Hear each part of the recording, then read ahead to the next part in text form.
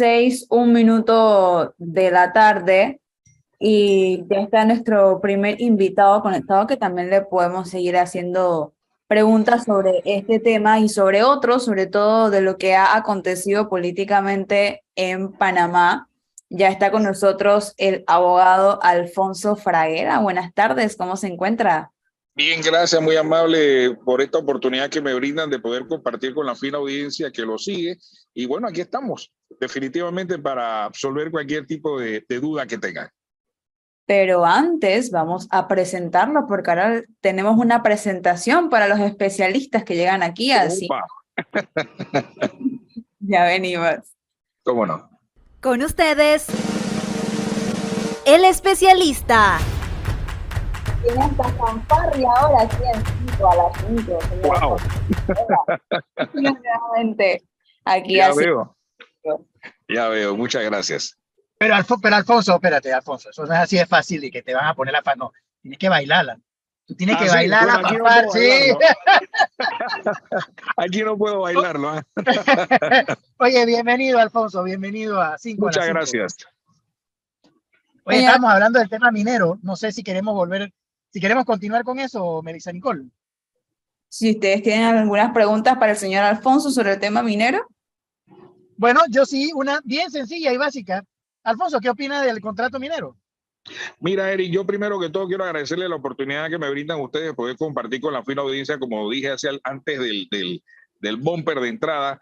Yo creo que el tema minero, pese a todo lo que ha sido el desarrollo desde el momento en que se dio el anuncio de la inconstitucionalidad por parte de la Corte Suprema de Justicia en ese sentido, y las actuaciones que se dieron posteriores hasta el punto inclusive donde el presidente de la República había anunciado el año pasado que se iban a dar una serie de destinos sobre los dineros que iban a generar las utilidades por la firma o las utilidades que se dieran producto de este contrato.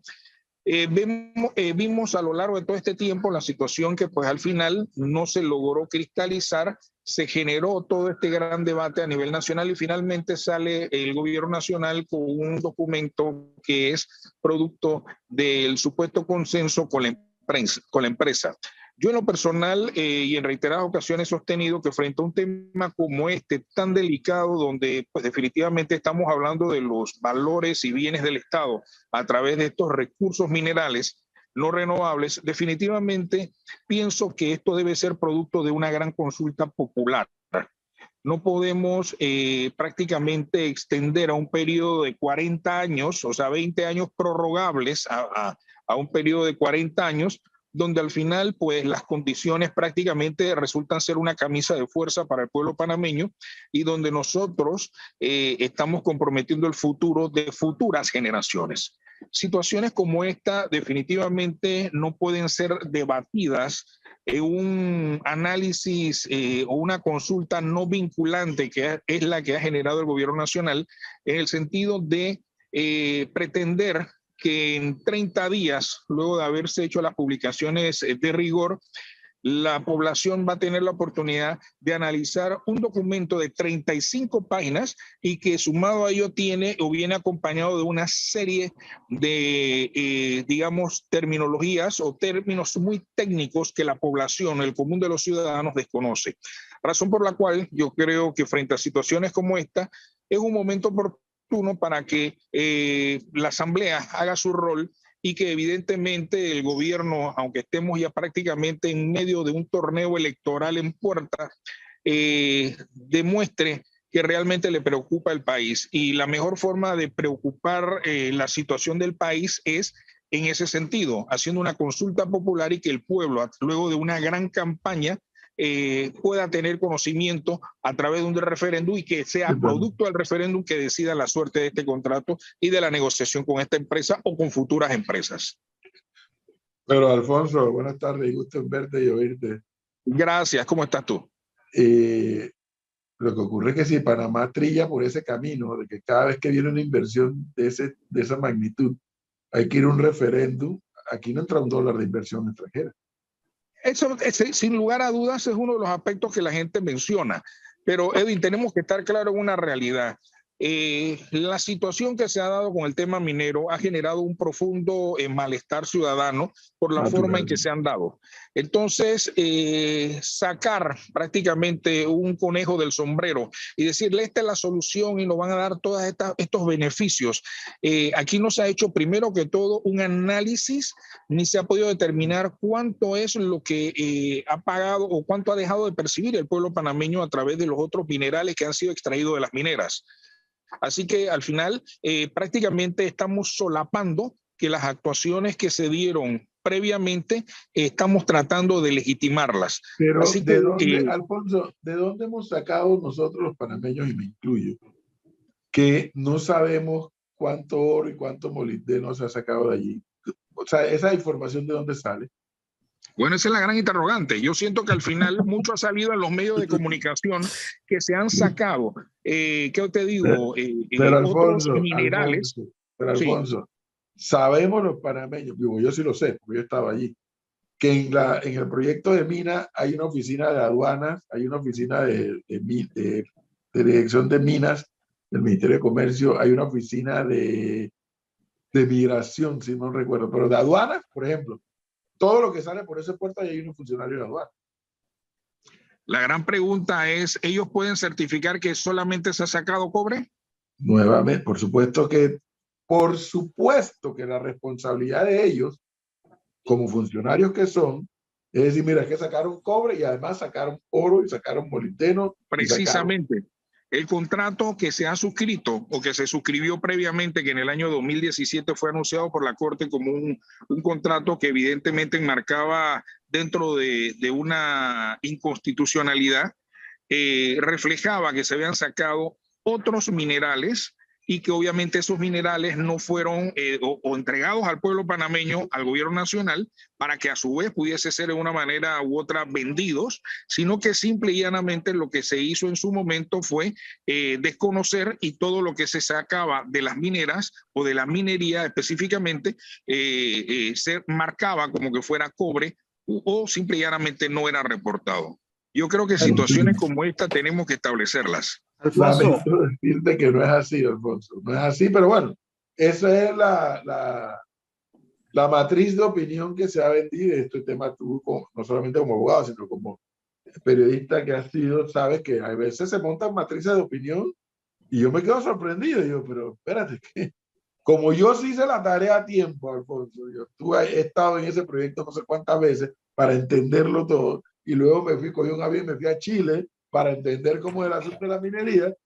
Yo te puedo decir que el asunto no es tan sencillo como se está diciendo en esa matriz de opinión que se monta de que se están robando el oro y no nos han dicho. Pero Si te se lo están pregunto robando, algo, Edwin. significa que el Ministerio de Comercio e Industria y sus funcionarios no han hecho su trabajo. Ok, te hago una pregunta, Edwin. Ya que tú has tenido la oportunidad, yo no he podido estar en la empresa minera ni tampoco en el campo. ¿Tienes tú la certeza que no se ha sacado otra cuestión que no sea cobre? Yo no la tengo, Alfonso, por eso estoy diciendo que hay oficinas del Estado que están Sí, adentro pero del por eso te proyecto digo, para fiscalizar frente a eso. situaciones, precisamente, frente a situaciones de este tipo, lo que nos llama la atención es que el pueblo panameño frente a un acto de esta magnitud está exigiendo que se rindan cuentas. Prueba de ello que inclusive, evidentemente no se ha hecho, porque esto es lo que ha generado el malestar y que han tenido inclusive que obligar a las autoridades a tener que hacer una consulta no vinculante, pero yo creo que frente a este tema puntual, si queremos hacer las cosas bien, tenemos que mostrar las cartas tal cual como son. Estos bienes son del Estado. El Estado es el representante de todos los panameños. El Estado tiene que hacer las cosas bien. Porque ¿cómo me explicas que frente a un acto que fue declarado inconstitucional en el 2017 todavía persiste un grado de operatividad por parte de la empresa? Eso nunca debió haber ocurrido. No te lo voy a explicar yo porque no soy abogado, pero colegas abogados tuyos sí nos lo han explicado. Que al momento que se hizo el contrato originalmente y como fue cambiado después, se generaron una serie de derechos para la empresa. Eso no me lo han explicado colegas tuyos. No Precisamente, yo te entiendo perfectamente y es válido, Eddie. Mira, inclusive el gran comentario que salió públicamente fue que posteriormente en la postrimería de la administración de gobierno anterior, se extendió el contrato por consejo de gabinete cuando ese contrato era un contrato ley. O sea, trascendía la facultad del ministerio del gabinete y en consecuencia se extiende por un periodo. O sea, ese documento nació deforme y en la administración anterior continuó manteniendo atrofiado este contrato al punto de que hoy han tratado pues simple y llanamente de darle como borrón y cuenta nueva. Esta es la nueva negociación y de esta actividad vamos a mantener una actuación prístina en lo sucesivo y que al final todo esto se va a generar en lo que es el famoso fideicomiso del Atlántico que el presidente dice que va a ser utilizado y las riquezas que se van a generar producto de esto. Hemos observado inclusive la campaña que ha desarrollado la empresa a fin de mantener esa posición de empresa donde dice que está inclusive vinculada a la población, la responsabilidad social empresarial, etcétera, etcétera, etcétera. Todo eso lo comprendemos. No decimos... Alfonso, Sí. Alfonso, una pregunta. Te escuchaba y un poco la pregunta del profesor Cabrera y me pregunto yo, si bien la parte de la empresa o la consulta que el gobierno ha abierto no es vinculante, sí, yo he estado viendo la asamblea y la pongo desde la mañana para ver a veces el tema de extinción de dominio y ver el tema a veces en las noches, casualmente lo trato también de hacer, de la mina, y he visto que se ha ido a las poblaciones, por ejemplo, de Donoso, se ha ido a las poblaciones que están vinculadas al tema de... A la minera. A la minera. Y, por ejemplo, algo que decía el profesor Cabrera, tengo que decirlo como cierto, que escuché un momento determinado al mismo ministro aclararle a la gente porque le preguntaban que si le van a expropiar sus tierras. Y él dijo, no, no se les puede expropiar sus tierras. Yo me pregunto si este tema tiene, como tú lo mencionas, que ir a una consulta ciudadana a nivel de referéndum, o en realidad lo que deberíamos hacer, primero que todo, es que el tema de la minería en general, llevarle una consulta de país, porque a mí me llama la atención, y tú lo sabes igual que yo, el otro día el profesor Cabrera usaba una expresión que me pareció correcta. Panamá está en la provincia de Chiriquí, Boca del Toro, creo, pero sobre todo Chiriquí, está sentado sobre Barro Colorado, un lugar que se considera un yacimiento de cobre enorme. Entonces, no es una potestad del país decidir de la consulta popular, más allá de este tema, que es muy mínimo, el del tema de la consulta por la minera esta, en general abrir la ventana y decir, ¿queremos minería o no queremos minería? Después de pasado este paso del nuevo contrato con la minera de Fresh Quantum. Mira, es un tema que al final no se puede descartar. Yo, de hecho, he considerado en numerosas entrevistas, he reiterado que nosotros como país tenemos que evolucionar. Evolucionar específicamente en el sentido de que Panamá se tiene que preparar para esos cambios, esas transformaciones. Panamá debe crear un ministerio de minería. Panamá tiene que capacitar a panameños para que los panameños podamos ser los instrumentos para explotar nuestra propia tierra. Nosotros no podemos convertirnos en comisionistas. Me explico, nosotros agarramos y entonces, bueno, simple y llanamente ven y explota nuestra tierra a la forma que tú quieras y danos lo que tú quieras. O sea, eso no puede ocurrir. Porque lamentablemente aquí se han dado una serie de necesidades que obviamente al final nadie va a cuestionar los beneficios y los fondos hacia dónde van dirigidos, como es el tema de la caja del Seguro Social, los adultos mayores, el problema, numerosos problemas que tiene el país en general. Y obviamente yo creo que ya es el momento de que como país evolucionemos. Nosotros no podemos reducir la actividad del Estado a una oficina y que simple y llanamente los gobiernos siempre que lleguen a los puestos cada 5 años decidan prácticamente despojarse de todos los activos del pueblo panameño y que no sea precisamente el pueblo panameño a través de una educación, de una capacitación, de precisamente efectuar negociaciones con los que son los conocedores y los estudiosos de este tema para traer la minería a Panamá y que sea precisamente Panamá el que al final sea el que tome las riendas de esto, tal cual como ocurrió con el Canal de Panamá. nosotros no hubiéramos hecho eso, estaríamos en estos momentos, y no quiero entrar en un tema que vayan a decir, no, que es antinacionalista, estaríamos simple y llanamente, la administración del canal estaría en manos norteamericanas. Entonces nosotros tenemos que prepararnos para ello, tenemos que capacitar a ciudadanos, tenemos que capacitar a personas que vayan en esa línea. Mira, al final, y antes de hablar de otro tema que nos interesa mucho escuchar tu opinión sobre el tema de extinción de dominio, al final tenemos que reconocer todos, gobernantes y gobernados, que somos unos perfectos irresponsables todos. Totalmente. Este contrato se firmó en 1997 en la administración del presidente Pérez Valladares. ¿Y qué hacemos los panameños siempre que ocurren estos contratos? Nos desconectamos. Los gobernantes y los gobernados nos desconectamos de los temas. Y el documento fue aprobado en el 97. Totalmente de acuerdo contigo. Llegó esta empresa y dijo, ven acá, yo compro este derecho, yo lo voy a desarrollar, la empresa mete 10.000 millones de dólares y ahora hay que, oye, ¿sabes qué? A nosotros los panameños no nos gusta la minería. Coño, pero desde el 97 no dijimos nada. Tienes toda la razón. No dijimos nada. Estoy totalmente de acuerdo contigo. No voy a discutir eso. Eso es una realidad y yo lo he venido igualmente señalando. Lamentablemente, y me preocupa mucho la futura generación, porque digo, personas como ustedes que hacen un rol dentro de los medios de comunicación, informando, refrescándole a la memoria a los ciudadanos, diciéndole hay que involucrarse, y esto no solamente es un contrato, se trata también de involucrarse en la actividad pública.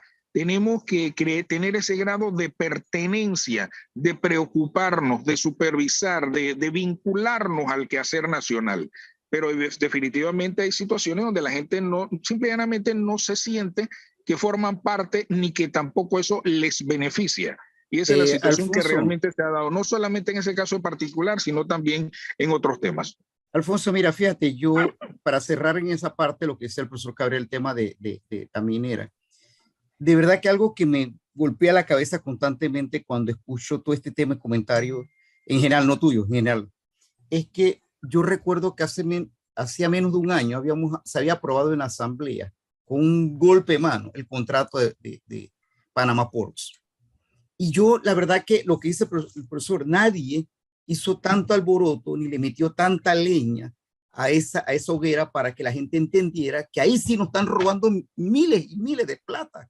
Y Panama Ports simplemente está haciendo un contrato como un buen sastre, hecho a su medida, y nadie dijo nada absolutamente. Totalmente de acuerdo.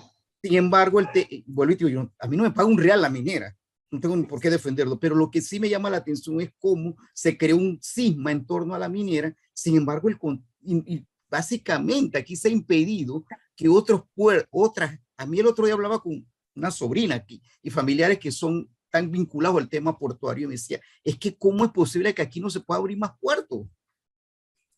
Y tú sabes por qué no se pueden abrir más puertos. Claro. Estamos jugando con nuestra economía simplemente porque capullos llamarás de capullo, ¿no? Porque de repente a alguien se le ocurrió, voy en contra de esto, y ya todo el mundo se pone en la filita para ir en contra. Pero bueno, nosotros aprobamos el contrato de Panama Ports por un porrazo en las mesas. Coincido contigo.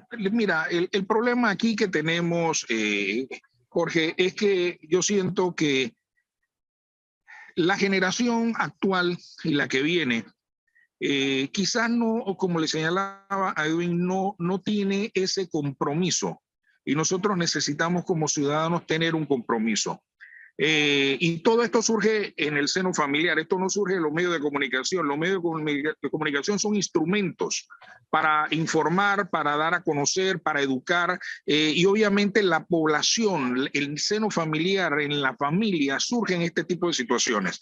Probablemente a la mayoría de los ciudadanos de pronto no les importa, no les interesa, no sienten esto en qué me beneficia, esto en qué me preocupa. O sea, la gente no entiende, por ejemplo, el tema de la extinción de dominio. Le preguntas a una persona, un un café, ¿usted qué opina de la extinción de dominio? Y ella no se ha leído ni siquiera los 94 artículos de la ley, ni mucho menos la Constitución. Entonces, su preocupación es otra. Su preocupación es ver si le da un aumento de salario, si puede vivir mejor, si puede educar a sus hijos. Pero claro, el tema de la extinción de dominio entonces queda en la esfera de otras personas que en un momento dado pueden ver más allá de lo que pudiera ocurrir y las consecuencias que se pudieran dar con una magnitud, con una aprobación de una ley tal cual como es presentada. Entonces así ocurre tanto en el tema de la extinción como el tema de la minería y en otros temas de interés nacional donde al final pues si no me compete, pues yo no me involucro o simple y llanamente desconozco de qué me están hablando o no me interesa. Alfonso. Yo me atrevería a decir,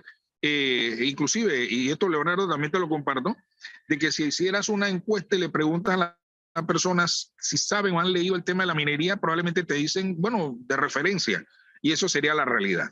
Alfonso, yo tomo ese mismo tema que usted plantea del conocimiento de las personas y la información para llevarlo al tema de la extinción de dominio, que Claro. estoy un 95% seguro que gran parte de la población no tiene ni idea de lo que está hablando y no tienen tampoco idea de que se ha manipulado este proyecto de ley para dejar por fuera uno de los delitos, que realmente importa, como son los delitos contra la administración pública. Entonces me gustaría que con las palabras más simples se pueda explicar a las personas que nos escuchan y nos ven hasta ahora qué es la extinción de dominio, qué se planea que alcance y lamentablemente lo que no va a alcanzar por estas modificaciones que se han hecho al proyecto de ley. Mira, en estos momentos, tal cual como fue presentada la iniciativa por parte del ministro de Seguridad, el ministro Pino, es una propuesta de ley que tiene cerca de 94 artículos. El documento yo tuve la oportunidad de leerlo, definitivamente tal cual como señaló en la exposición de motivos el ministro Pino, lo que señalaba era que, entre otras cosas, que se busca debilitar el brazo financiero del crimen organizado. Y obviamente se dan una serie de supuestos, se crean unas estructuras, se crean una fiscalía de extinción de dominio, unos juzgados de extinción de dominio y una serie de condiciones muy concretas que se desarrollan ahí sobre el tema que a mi humilde criterio, y te lo digo con Constitución en mano, decapita lo que sería la presunción de inocencia, que es una garantía fundamental por excelencia.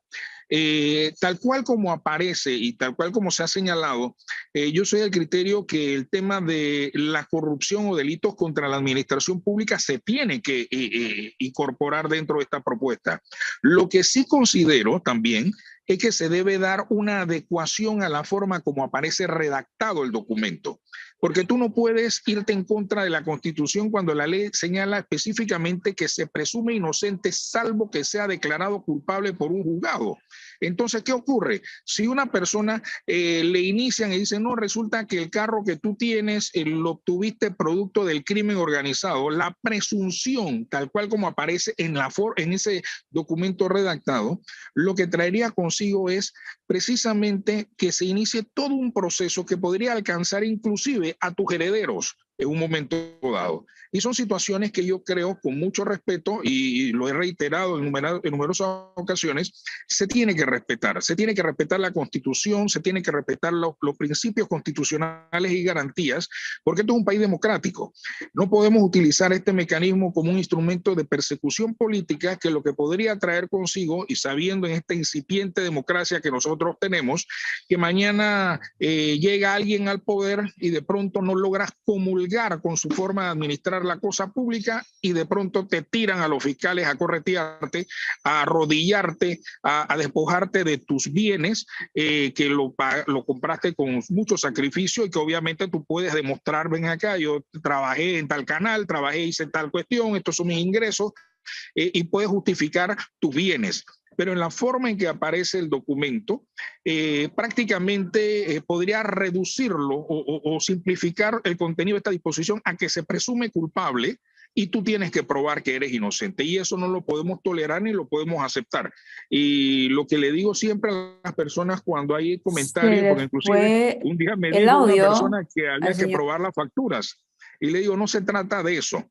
Debemos demostrar que el trabajo que estamos haciendo se debe hacer con la transparencia y la objetividad que permite la ley para garantizar que los procesos no van a caer en violaciones a los derechos humanos. Panamá no se puede convertir en un violador de los derechos humanos. Alfonso le preguntaba. Un momento, Jorge Luis, pregunta. ¿Por qué la ley de extinción de dominio ha podido funcionar en otros países y aquí no funcionaría? Me atrevería a decirte que quizás hay una democracia muy diferente a la actual. Ahí hay, vamos a decir, una democracia muy bien cimentada. En un país como el nuestro, Edwin, me preocupa y debo serte muy sincero. Aquí se han dado situaciones en el pasado donde se dieron persecuciones políticas, donde los instrumentos legales que fueron empleados, pues definitivamente eran las leyes adecuadas. Aquí se ha hablado inclusive de la constitución de la dictadura y una serie de disposiciones legales que donde tú opinabas en contra, y de eso también tú podrás darnos cátedra, evidentemente, porque conoces de lo que hablo. Definitivamente lo que traería consigo sería que en un país como el nuestro esto tendría que pasar quizás mucho más adelante. Y nosotros tenemos que adecuar, primero, tener la realidad de lo que pasa en nuestro país, en lo que a administración pública se refiere, a una administración de justicia, y evidentemente no solamente eso, sino también educar a la población en ese sentido. Yo en lo personal, tal cual como está el documento, te reitero, pienso que la solución a este tema sería precisamente adecuarlo en su forma, en su redacción, y obviamente los delitos que tengan que ver con actos de corrupción tienen que ser incluidos, y obviamente las personas que actúan en actos de corrupción pues simplemente tendrán que pagar con la cárcel y demostrar que actuaron en debida forma cuando ejercieron sus posiciones. Alfonso, dos preguntas. Uno, mencionaste las fiscalías. Escuché a la diputada Corina Cano, que es la encargada de la subcomisión esta de manejo de la extinción de dominio, decir que todavía no se ubica en qué lugar estaría la función o en qué institución acogería la extinción de dominio. Uno es eso. ¿Cuál es el lugar perfecto para que debería estar? Y dos, se habla mucho de que en Colombia primero se hizo un cambio constitucional para la aprobación de la extinción de dominio. ¿Qué opinas de lo que mencionaste? Porque sí es cierto que tenemos una democracia débil, donde en el pasado, hace 10 años, se persiguió a la gente constantemente, algunos con razón y otros sin razón, ¿no? Claro. Pero, ¿cuál de esas dos preguntas? ¿Dónde debe estar colocada la extinción de dominio? ¿Y hay que hacer un cambio constitucional como lo hizo Colombia? Precisamente, yo creo que lo acabas de señalar, nuestra Carta Magna establece precisamente cómo debe estar constituido o cómo que está constituido precisamente el Estado a través de tres poderes, el legislativo, el ejecutivo y el judicial. Y dentro del judicial, pues el Ministerio Público tiene que jugar su rol en representación de la sociedad, debe llevar adelante las investigaciones.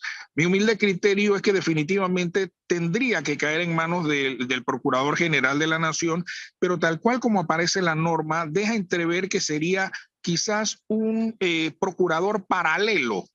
Me explico, sería una administración de justicia paralela, creando fiscales de extinción de dominio, jueces de extinción de dominio, y que evidentemente eso traería un país donde la Constitución establece cómo está formalmente creado y construido el país, a tener que hacer un cambio constitucional para que esto prospere. Por eso te digo de que aquí hay dos vías. Una, o se adecúa el documento de acuerdo a nuestra ley, a la Constitución política, o dos, se modifica la Constitución política y se adecúa a la ley de extinción de dominio. Entonces esas son las dos vías, y yo en lo personal, como un hombre de ley, lo tengo que hacer y respaldar definitivamente que este documento tal cual como está, y que no veo una reforma constitucional en puerta en ese sentido, ya que hemos visto desde el inicio de la administración del gobierno de Cortizo que hubo una intención de reformar la Constitución política y eso quedó en absolutamente nada.